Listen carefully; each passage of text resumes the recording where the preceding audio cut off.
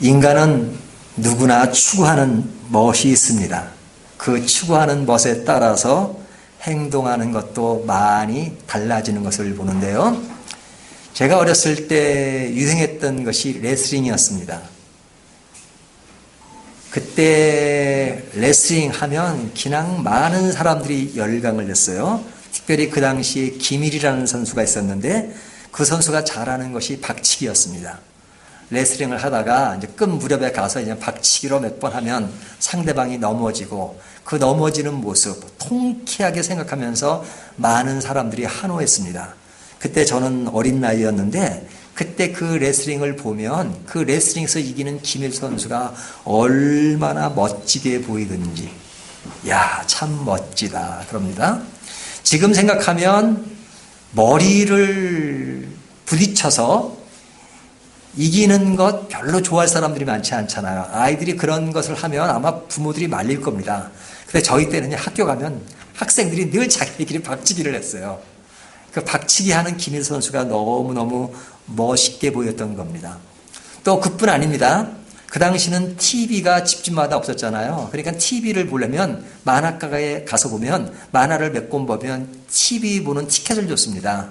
그러면 그 TV를 볼 때 제일 많이 봤던 프로가 전투라고 하는 프로였습니다.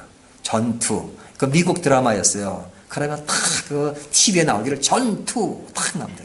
그리고 뭐 거기에 주인공 이름이 쫙 나오고 군인의 모습, 철모를 쓴 그 모습이 나오면 와, 너무너무 멋있어 보였어요. 딱 철모를 쓴, 그 사람이 막 컴백? 그러면서 딱 그 총을 들고 전투적인 그런 모습을 딱 지는 것이 굉장히 멋있었습니다. 그뿐입니까? 서부 영화를 많이 봤어요, 그 당시에. 서부 영화 보면 아주 보안관들이 멋지죠. 어떨 때는 보안관이 아닌 악당, 황야의 무법자 해가지고 말을 타고 총을 탁 들고, 그리고 이제 뭐 두 사람이 결투를 벌이기 위해서 등을 돌리고 5발짝 hun대에 총을 쏘기로 하는 것. 그 탕탕 쏘면, 와, 어린 나이에 그런 것이 이렇게 멋있게 보였습니다. 근데 세월이 지나니까 좀 멋에 대한 기준이 달라지죠. 그런 것이 멋있은 것이 아니라 조금 이제 성숙해지니까 이제는 어떤 외향적인 것보다는 내면의 멋을 생각하기 시작했습니다. 그러니까 어렵게 살다가 어려움을 극복하고 성공한 사람들의 이야기 이런 것들을 보고 들으면 참 멋있다라는 생각을 하게 됩니다. 그리고 인간을 아끼고 헌신하는 그런 사람들의 모습 그런 것들을 보면서 참 멋있다라는 생각이 들었어요. 근데 이제 그때는 어떤 외적인 아름다움보다는 내면의 세계가 조금 좋아질 때인데 그때 제가 제 아내를 만났습니다. 그때 만약에 제가 외적인 것을 추구하는 것에 멋을 부여하는 그런 시기였다면 제 아내와 결혼을 못했을런지도 모르는데 그때는 내면의 세계를 추구하는 때라 제 아내와 결혼하게 됐다는 농담을 좀 해봅니다. 자, 모든 인간은 추구하는 멋이 있습니다. 그 추구하는 멋은 그 사람의 인생관, 가치관과 연결되어 있습니다. 그렇다면 여러분은 어떤 멋을 추구하고 계십니까? 어떤 것을 보아야 가장 멋있게 보입니까? 특별히 우리는 하나님을 믿는 성도인데 성도들에게 가장 멋있는 것은 무엇일까요? 어떤 것이 가장 멋있었어요? 물론 멋에는 거품과 같은 멋이 있습니다. 이 거품과 같은 멋, 이것을 뭐라고 말하면 겉멋이라고 합니다. 겉멋을 좋아하는 사람이 있어요. 내면의 멋보다는 겉멋. 예를 들면 어떤 사람은 군인이 너무너무 좋대요. 그럼 군인은 전투를 하고 전쟁을 해서 이기기도 하고 전투력을 가진 사람이 멋진 군인이잖아요. 근데 저는요, 그런 군인이 멋있는 게 아니라요, 군인이 입은 그 유니폼, 그 옷이 참 멋있어요. 그것은 뭐예요? 겉멋을 좋아하는 거죠. 어떤 목사님 사모님이 저한테 그런 얘기를 하더라고요. 옛날 제가 결혼할 때 우리 남편이 너무너무 멋있었어요. 뭐가 이렇게 멋있었어요? 그러니까 앞에 나가서 설교하는데 그 설교하는 모습이 너무 멋있었대요. 그래서 내가 저 사람과 결혼해야지. 근데 그 당시에 설교 내용이 뭐였습니까? 물어보니까 설교 내용은 전혀 기억나는 게 없대요. 그리고 설교를 잘한다고 생각해 본 적도 없대. 근데 그냥 설교하는 그 모습이 좋았대요. 어떤 멋이죠? 겉멋이죠. 그 남자를 깊이 사랑했다는 차원에서는 좋은 것입니다. 하지만 설교라는 차원에서 보면 겉멋이 더 강했던 것이죠. 그러니까 우리의 신앙생활 가운데서도 크리스찬들의 모습이 겉으로 좋아 보이는 것을 추구하는 사람들이 있어요. 뭐 추구한다기보다는 굉장히 그것을 멋있게 생각하는 사람이 있습니다. 교인들이 교회 와서 예배 드리는 모습, 또 가족끼리 교회 가는 모습, 교회에서 봉사하는 모습, 또 직분자가 되어서 목사도 되고 장로도 되고 권사도 되고 집사도 되고 또 각 기관의 장이 되는 거, 이런 것들이 너무너무 멋지게 보인대요. 하지만 신앙은 없어요. 그럼 뭐죠? 교회의 겉멋만 추구하는 것이죠. 교회 안의 본질인 그 내용이 살아있어야 되는데 예배당만 멋지면 좋아하는 것, 그것이 뭐예요? 겉멋이죠. 예전에 어떤 분이 그 레디칼이라고 하는 그 책을 하나 썼는데, 그 책의 내용을 읽어보니까 뭐냐면 미국의 큰 교회 목사님이세요. 근데 이제 중국의 지하교회 가지고 설교하는데 그런 생각이 들더라는 거예요. 지하교회는 아무것도 없더래요. 마이크도 없고 앰프도 없고 그냥 있는 거라고는 그냥 뭐 사람밖에 없더래요. 그 사람만 있는 것이 아니라 말씀을 전할 때 보니까 그 안에 정말로 성령님이 계시고 하나님이 계시더래요. 갑자기 그런 상황을 직시하면서 내가 있는 미국에 있는 큰 교회는 앰프도 있고 좋은 악기도 있고 그리고 모든 시설이 너무너무 잘 됐는데 하나님이 계신 것 같지 않더라는 거예요. 그래서 그분이 그런 책을 썼어요. 내가 너무 겉멋만 들었었나 보다. 그런 이야기를 했어요. 근데 우리 성도는 이런 겉멋이 아니라 정말로 내면의 멋을 갖춘 사람들이잖아요. 그러니까 내면의 멋이 굉장히 중요합니다. 그럼 내면의 멋이 무엇일까? 오늘 저희가 여호수아 11장을 보았는데요. 이 11장 안에는 정말로 우리들에게 보여주는 그 멋이 있습니다. 그 멋이 무엇일까? 여러분, 여호수아를 이끄는 사람이 여호수아잖아요. 여호수아는 진짜 멋진 사람입니다. 성경에 많은 인물들이 있는데 여호수아처럼 굴곡이 많지 않은 사람이 없어요. 여호수아가 실수도 있죠. 아이성 전투 패배했을 때 문제. 물론 그가 직접적인 그의 죄가 아니라 아간의 범죄였습니다.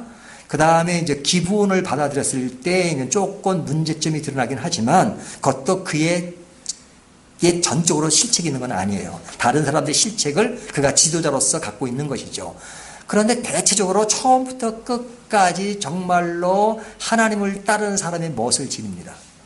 그런 반면에 여호수아보다 많이 알려진 다윗 같은 사람, 솔로몬 같은 사람, 솔로몬은 얼마나 멋지게 드러나 있습니까? 하지만 솔로몬의 말년은 참 추했어요. 구겨졌어요. 또 아브라함도 얼마나 큰 인물입니까? 하지만 아브라함의 실책이 많이 나타나는 것을 보잖아요. 상당히 중간중간에 스타일을 구기는 내용들이 많이 나온단 말이죠. 그런 반면에 여호수아는 처음부터 끝까지 그 멋을 잘 유지한 사람이라고 볼 수 있습니다. 그의 어떤 사역 가운데서 보여주는 멋이 있어요. 그 무엇이 무엇일까 하는 것들을 오늘 본문에서 살펴볼 수 있는데요.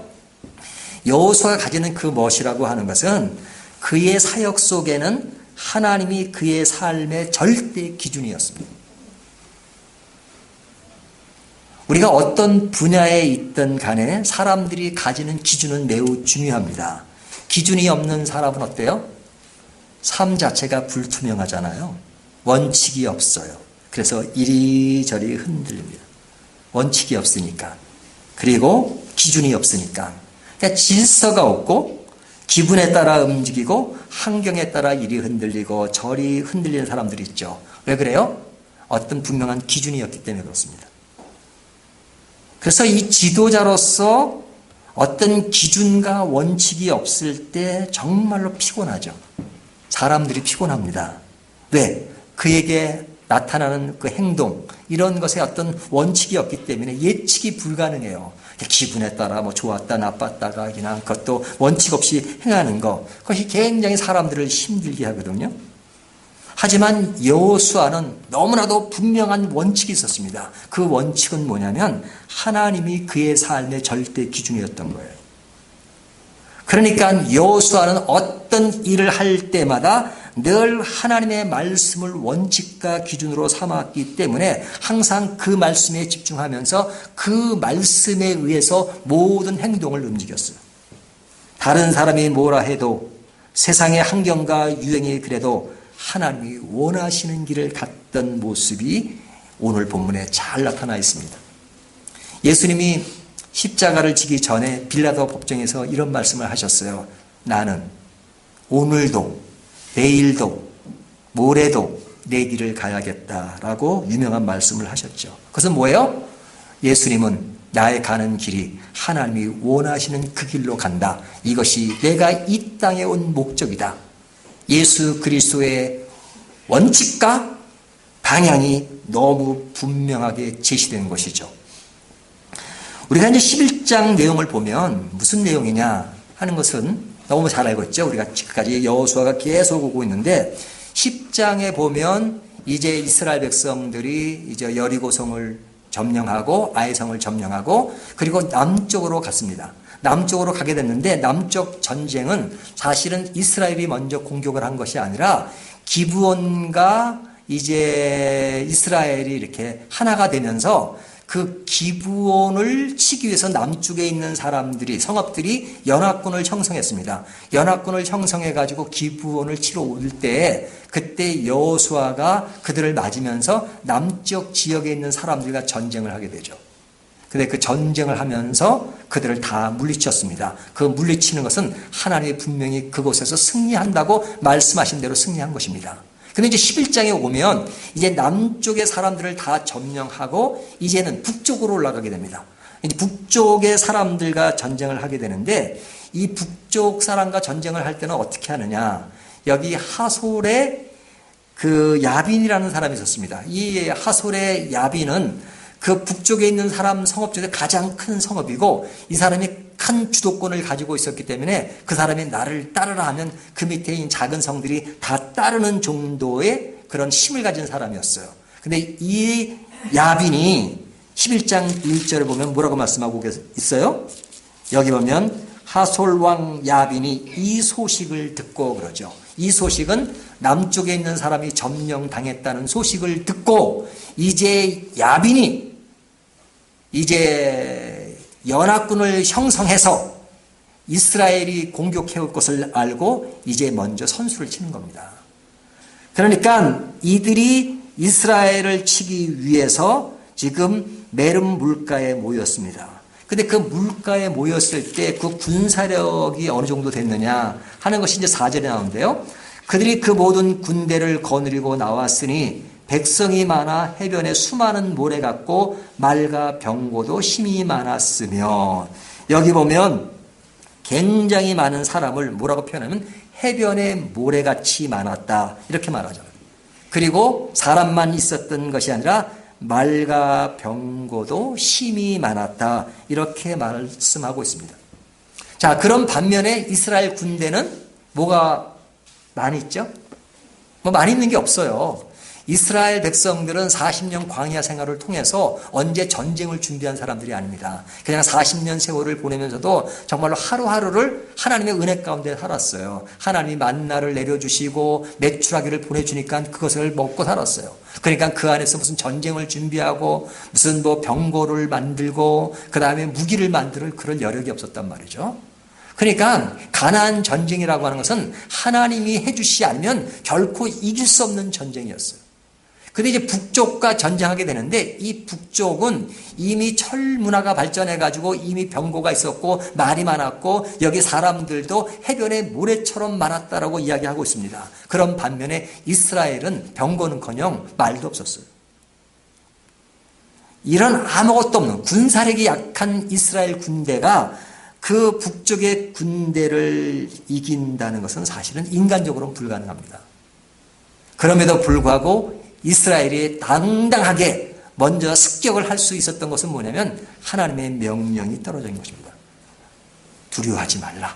가서 너희가 이길 수 있다. 내가 이기게 할 것이다. 이렇게 말씀하잖아요.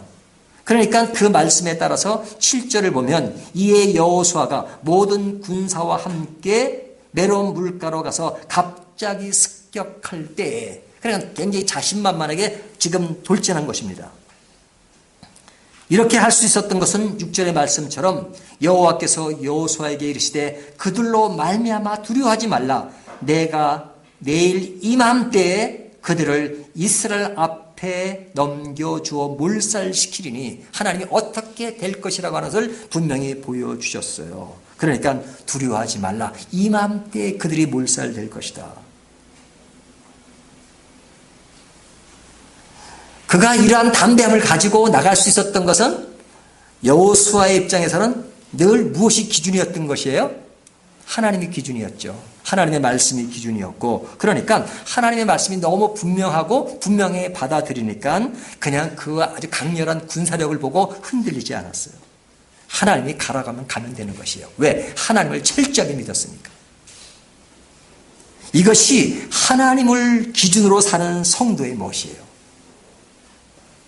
하나님이 기준인 사람은 하나님을 통해서 늘 인생을 살아갑니다. 하지만 하나님이 기준이 되지 않으면 자꾸 다른 곳에 눈을 돌려요. 그리고 다른 것을 기준으로 삼습니다. 그 기준이 뭐죠? 전쟁하는 사람이라면 군사력, 정치력, 상황, 자신의 이익, 뭐 이런 것을 가지고 따지겠죠. 물론 그런 것을 우리가 부정할 수는 없습니다. 그것이 중요합니다. 우리가 뭐 삶 속에서 현실 가운데서 모든 걸 준비하고 갖추고 하는 것은 굉장히 중요한 것이에요. 하지만 그런 것이 기준이 돼서는 안 된다 이거죠. 기준은 뭐예요? 하나님이셔야 돼요. 그래서 여호수아는 전쟁을 하기 전에 수시로 어디를 갔냐면 길갈로 갔습니다. 우리가 오늘 본문 전에 10장 43절에 보면 여호수아가 온 이스라엘과 더불어 길갈 진영으로 돌아왔더라. 지금 남쪽 전쟁을 끝내고 어디로 돌아왔어요? 길갈에 왔습니다. 길갈에 왜 와요? 길갈에서 항상 하나님과 더욱더 깊이 대화하는 겁니다. 물론 길갈이 아니더라도 하나님과 대화할 수 있죠. 하지만 길갈에 언약궤를 두고, 그리고 그곳에서 앞으로의 전투를 준비하면서 하나님의 말씀을 더 귀담아 듣는 것입니다. 그러니까 길갈의 그 이미지가 뭐냐면 하나님을 기준으로 삼는 사람이 하나님을 더 철저하게 바라보면서 그의 말씀을 듣겠다는 것입니다. 전투하는 것은 싸우는 것이고 행동하는 것이에요. 하지만 그 싸움에 앞서서 먼저 하나님을 기준으로 삼는 사람이 하나님이 들려주는 섬세한 음성을 내가 듣겠다. 그것이 정리된 다음에 앞을 향해 갔던 겁니다. 그러니까 항상 그의 인생사에는, 신앙사에는 늘 길갈이 존재하고 있었어요. 그렇다면 우리들의 삶 속에는 나의 길갈이 있는지요? 우리가 인생 살아간다는 것은 결코 쉽지 않습니다. 여러분 인생 살아가는 거 쉬우세요? 뭐 쉽게 생각하시는 분도 계실지 모르겠습니다. 하지만 인생을 살면 살수록 이 세상 사는 것은 결코 가벼운 것이 아니다. 내 마음대로 다 되는 것도 아니고 내 뜻대로 다 되는 것도 아니고 진리가 항상 인정을 받는 것도 아니고 신앙생활하는 것이 그렇게 쉽지 않아요. 하지만 그런 상황이라 할지라도 우리의 마음속에 늘 존재해야 되는 것은 뭐냐면 나의 길갈이 있는 것입니다. 나의 길갈. 그것은 뭐예요? 하나님을 만나는 곳. 나와 하나님과의 대화. 그것이 내 신앙의 길잡이가 되지 않으면 정말로 우리의 인생은 이리 흔들리고 저리 흔들릴 수밖에 없습니다. 흔들리지 않는 멋. 그래서 어디 있는지 아십니까? 길갈에서 하나님을 만나서 늘 그 말씀대로 순종했던 것처럼 나의 길갈이 분명히 존재할 때 나는 성도로서의 멋을 지닐 수 있는 것입니다. 여러분 성도의 멋이 그거 아닙니까? 하나님과 대화하며 하나님의 말씀을 들으며 하나님 사랑 안에서 하나님의 은혜 아래서 내 인생의 방향을 정하고 그것에서 흔들림 없이 예수님이 말씀하신 것처럼 나는 오늘도 내일도 모레도 내 길을 가야겠다라고 말씀하신 것처럼 하나님의 말씀에 기초해서 나는 오늘도 내일도 하나님의 말씀 안에서 살아갈 것이다. 하나님이 가라 하면 가고 하나님이 멈추라 하면 멈추고 세상의 흔들림에 놀아나지 않고 그리고 세상이 아무리 크게 보일지라도 나는 하나님이 더 큰 것을 믿고 하나님을 따라 순종하겠다. 그 길을 가야 되겠다. 근데 우리 약해지잖아요. 그럴 때마다 나의 길갈이 존재하고 있는 것입니다. 하나님을 다시 만나서 그 길갈을 통해서 나의 인생을 점검하고 나의 신앙을 점검할 수 있는 것. 이것이 성도의 모습입니다. 멋지잖아요. 여러분 그것이 멋진 성도의 모습이 아닐까요? 두 번째는요. 주님 뜻대로 사는 것, 순종하는 것, 그것이 성도의 무엇입니다. 하나님의 삶의 기준인 성도는 순종은 너무너무 당연한 것이죠. 순종은 삶의 고역이 아니라 멋입니다. 멋입니다. 우리가 운전할 때 보면 사인보드가 있잖아요. 사인보드에 어디로 가라고 써 있죠. 그럼 어디로 가라는 그 표시를 보면서 아이고 저게 나를 구박하네. 내가 알아서 가는 거지 저게 뭐 이리 가라 저리 가라 말하냐 이렇게 생각하는 사람 없죠. 그것은 나를 구속한다고 생각하지 않고 내 길을 안내한다라고 생각하잖아요. 그 사인보드에 나온 대로 따라가면 찾는 길이 나옵니다. 그러니까 순종하는 것은 하나님이 나를 간섭하는 것이 아니라 나를 매이는 것이 아니라 정말로 자유롭고 하나님이 더 큰 것으로 인도하시는 것입니다. 그래서 이러한 순종 가운데서 지금 북쪽 전쟁을 다 이루잖아요. 그 전쟁을 다 이룬 마지막 말씀이 뭐냐면 23절인데요. 이렇게 말합니다. 이와 같이 여호수아가 여호와께서 모세에게 말씀하신 대로 그 온 땅을 점령하여 이스라엘 지파의 구분을 따라 기업으로 주매 그 땅에 전쟁이 그쳤더라 그러죠. 자, 여기 전쟁이 그친 것은 전쟁이 종료가 된 것입니다. 근데 이 종료가 되는 그 시점까지 이런 것이 이렇게 승리로 가능했던 것이 뭡니까? 순종이죠. 순종. 그래서 여기 보면 여호와의 말씀하신 대로 그러잖아요. 그러니까 지금까지 전쟁이 늘 그런 말씀이 나와요. 말씀하신 대로. 그래서 오늘 본문에도 보면 9절에도 보면 명령하신 대로 행하여 그러죠. 또 12절에 보면 명령한 것과 같이 또 15절에 보면 하나도 행하지 않은 것이 없었더라. 20절 보면 명령하신 대로. 이것이 여호수아가 드러내는 아주 멋있는 그런 순종의 행위예요. 하나님이 명령하신 대로. 그러니까 순종하는 자는 진짜 멋있는 겁니다. 순종하는 자는 당당하고 그러면서도 겸손하고 여유가 있어요. 제가 예전에도 그런 예를 들었는데 제가 그것이 너무 이렇게 인상이 깊어요. 옛날인데 그 KBS의 아침마당이라는 프로가 있죠. 거기에 이제 김장한 목사님 아들 김요셉 목사님이 한번 나온 적이 있었어요. 근데 이제 모양새가 저희와 다릅니다. 왜 다르냐면 김장한 목사님은 한국 사람이지만 그 사모님은 미국 사람이에요. 그러니까 그 아들은 혼혈하니까 이렇게 모양새가 미국 사람이 더 가깝게 생겼어요. 한국말은 잘하죠. 뭐 잘하는 정도가 아니라 한국에서 태어나서 한국인 아버지로 살았으니까 뭐 똑같죠. 근데 이제 그분이 나와서 이렇게 아침마당에 이제 인터뷰를 하는데 그 내용 가운데 너무너무 재밌는 얘기가 있더라고요. 그 재밌는 내용이 뭐였냐면 본인 아들에 관한 이야기더라고요. 근데 이제 아들을 낳았대요. 아들 낳아가지고 그 아들 이름을 무엇으로 지을까. 그래서 이제 성경을 다 찾았답니다. 성경. 아들 이름을 짓기 위해서. 그러니까 뭐 성경에 사랑자가 나면 우리 아들 이름을 김사랑이라고 해봐. 또 기쁨이란 말이 나면 우리 아들 이름을 기쁨이라고 할까. 자비가 나면 김자비. 왜 또 이름으로 안 맞아. 뭐 하다가 한참 읽다 보니까 순종하라 라는 말씀이 나오더래요. 그래서 이 순종이라는 이름이 괜찮구나. 그래서 아들 이름을 김순종 그렇게 하자라고 생각을 했대요. 그것이 너무너무 마음에 들었대요. 그래서 이제 어머니한테 찾아갔대요. 엄마, 나 아들 이름을 김순종이라고 하려 그래. 그랬더니 그 엄마가 갑자기 정색을 하더래요. 그러니 너는 목사가 돼가지고 그래 거짓말하면 되냐? 그러더래요. 내가 언제 거짓말을 했어요? 그랬더니 야, 네가 어떻게 순종이냐? 잡종이지. 그 얘기를 그 아침마당에 나와서 하더라고요. 근데 그 이야기를 정말로 아주 웃으면서 얘기해요. 웃으면서. 아주 여유있게 얘기해요. 근데 그 앞에 얘기가 뭐였냐면, 그가 초등학교를 다니고 중고등학교를 다니면서 혼혈하고 얼마나 서름을 많이 받았는지 모르더라고요. 근데 지금은 그 서름이 아니에요. 이제는 그런 것이 이렇게 중요한 게 아니에요. 그러니까 여유있게 이런 말들을 농담하듯이 하는 겁니다. 네가 어떻게 순종이냐, 잡종이지. 그 말을 아주 웃으면서 여유있게요. 그가 가진 것들을 아름다움으로 승화시킬 수 있는 것은 어디서 나온 거예요?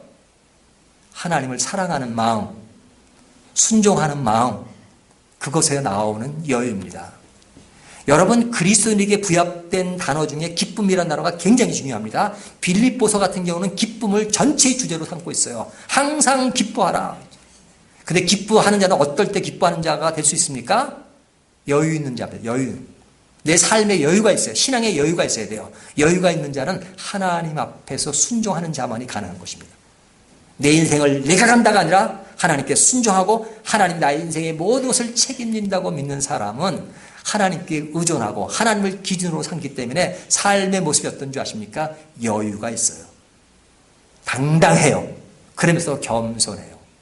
하지만 하나님께 순종하지 않고 내 인생의 주인이 내가 되는 자는 내가 내 인생을 다 책임져야 되고 그것이 책임지는 상황이 안 되면 늘 괴로워하고 재야 되고 그러다 보니까 늘 근심 걱정에서 벗어나지 못해요.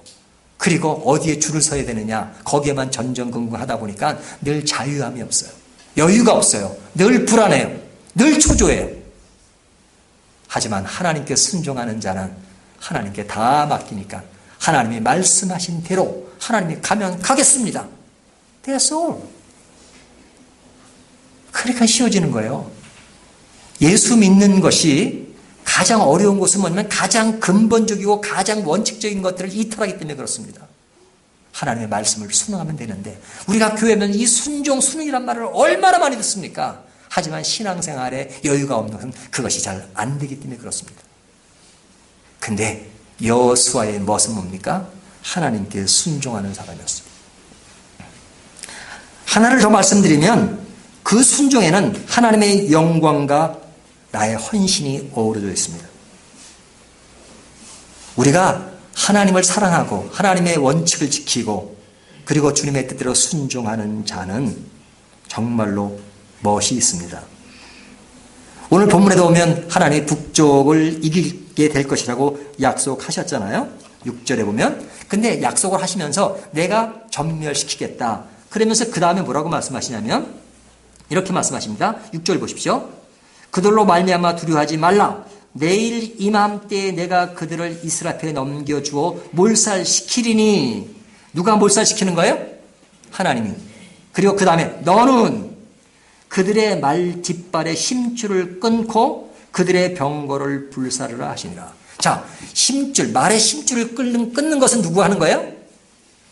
너는 가만히 있어라. 하나님 끈다고 이렇게 말씀하지 않으세요. 내가 끊어라. 그냥 말을 죽이란 얘기예요, 사실은. 그리고 병거를 다 불사르라 그러죠. 그래서 여러분, 이스라엘은 전쟁할 때 아무런 그 도구가 없는 사람들이에요.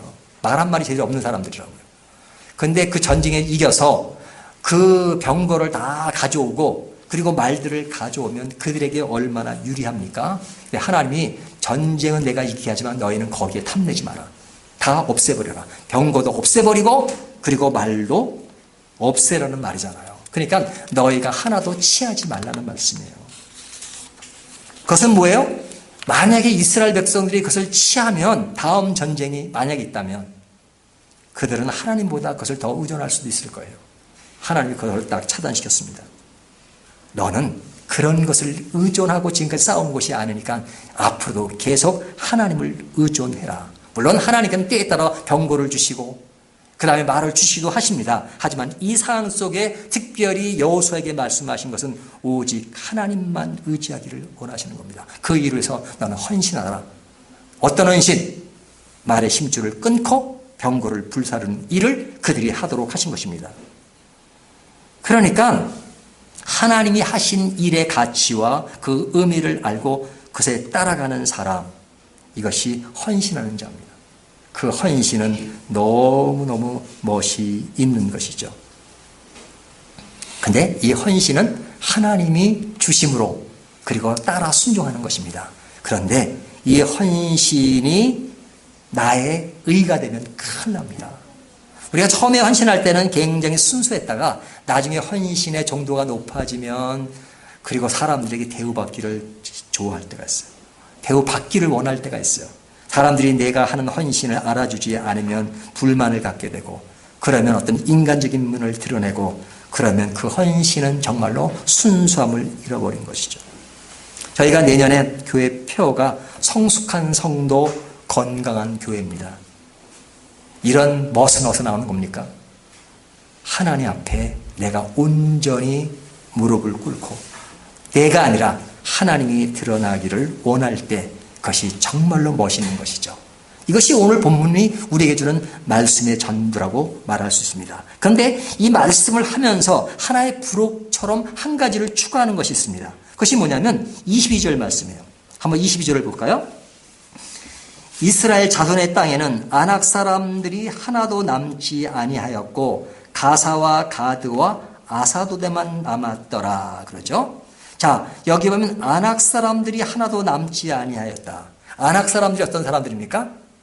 굉장히 힘이 세고 거인들이죠. 그래서 이스라엘 군대가 처음 가나안 땅을 들어가기 전에 이제 정탐꾼을 보냈던 40년 전으로 돌아가서 그런 일이 있었습니다. 근데 정탐꾼들이 보고 돌아와가지고는 12명 중에 10명이 거기는 정말로 위험합니다. 거기는 아주 거인 같은 아낙 사람들이 있고 그래서 우리가 가면 이길 수가 없습니다 하고 부정적인 얘기를 했잖아요. 그래서 결국은 안 들어가서 40년을 돌아가지고 지금 온 것이잖아요. 근데 그때 아낙 사람이 나옵니다. 그 아낙 사람들을 두려워했어요. 근데 이 전투에서 아낙 사람들이 어떻다고요? 하나도 남지 아니하였고 그러잖아요. 그러니까 이스라엘도 완전한 승리를 이루었다라는 표시예요. 아낙 사람이 남지 않았다. 그러면 아낙 사람들을 이스라엘 군대가 다 죽였다는 것이냐? 그러진 않아요. 이 사람들이 지금 다른 곳으로 간 겁니다. 어디로 갔냐면 22절 보세요. 하나도 남기지 아니하였고 가사와 가드와 아스도데만 남았더라. 그러니까 일부 사람들이 뭐 죽기도 했겠죠. 하지만 그곳에 그들이 가 있었다는 겁니다. 이 지역에. 그러면 이 지역은 어떤 지역입니까? 가나안 지역이 아니었어요. 물론 가나안 땅 안에 있지만 말하자면 블레셋 지역이잖아요. 블레셋. 이 블레셋은 가나안 영역에 들어가 있지 않았단 말이죠. 그러니까 블레셋 지역의 지명들이에요. 가사, 가드, 아사도. 그러니까 이들이 그곳에 간 겁니다.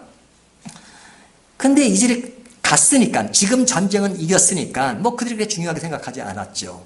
하지만 세월이 지나서 이들에게서 어떤 일들이 벌어졌느냐. 우리가 지금 여호수아담이 나오는 성경이 뭡니까? 사사기잖아요. 사사시대 때 이야기 중에 굉장히 우리들이 잘 알고 있는 것이 삼손입니다. 삼손. 삼손에게 여자가 생겼습니다. 그 여자가 누군지 아십니까? 드릴라. 그렇죠? 그러니까 그 여인이 어디 사람이냐면 가사 여인이었어요. 가사 여인을 지금 삼손이 아내로 취한 것입니다. 근데 그 아내의 유혹으로 인하여 머리도 깎이고 힘이 없어져서 굉장히 위기를 맞이했잖아요. 근데 그 여인이 어디냐면 가사 여인이었단 말이죠. 그 다음에 세월이 조금 지나서 다윗 왕 때, 다윗은 어렸고 사울 왕일 때 그 사울 왕이 전쟁할 때 그 전쟁에 블레셋 군대와 전쟁을 했습니다. 거기에 굉장히 큰 장군이 나왔어요. 그것이 누구냐면 골리앗입니다. 골리앗이 어디 사람인 줄 아세요? 성경을 보면 가드 사람 골리앗 나옵니다. 가드 사람. 그러니까 가드에서 나온 사람이에요. 아낙의 후손이에요. 그러니까 아낙의 후손으로 골리앗 장군이 나온 것입니다. 그러니까 가드를 남겨둔 것.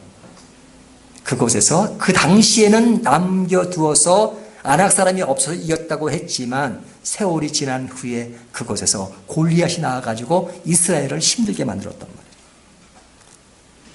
그 다음에 아스돗은 사무엘상에 나오는 것인데 홈니와 비느하스가 제사장이었는데 이 사람들이 언약궤를 가지고 전쟁에 가면 이길 거라고 생각했습니다.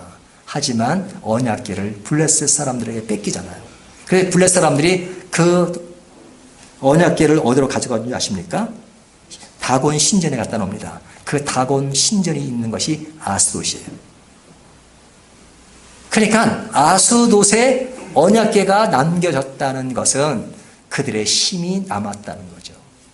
그러니까 세월이 지나서 그들이 남겨뒀던 가사와 가드와 아스돗이 힘을 발휘한 겁니다. 그러니까 처음부터 그것을 남기지 않고 제대로 길을 가야 했어요. 그러니까 성도의 멋이 단순히 겉멋이 되어서 이제는 우리는 이 정도면 됐어 라고 안심하고 그리고 이제 너무 빨리 잔치를 할 때 우리는 그 뒤에 이루어지는 일이 우리를 더 힘들게 만들 수 있다는 것입니다. 우리가 내면의 멋을 지향하고 외적 겉멋을 지향하지 않는 이유는 우리가 잘못 겉멋에 치우치다 보면 진정 생각하지도 않던 그런 멋과 거리가 먼 구겨지는 삶이 다시 찾아올지 모르기 때문에 그렇습니다.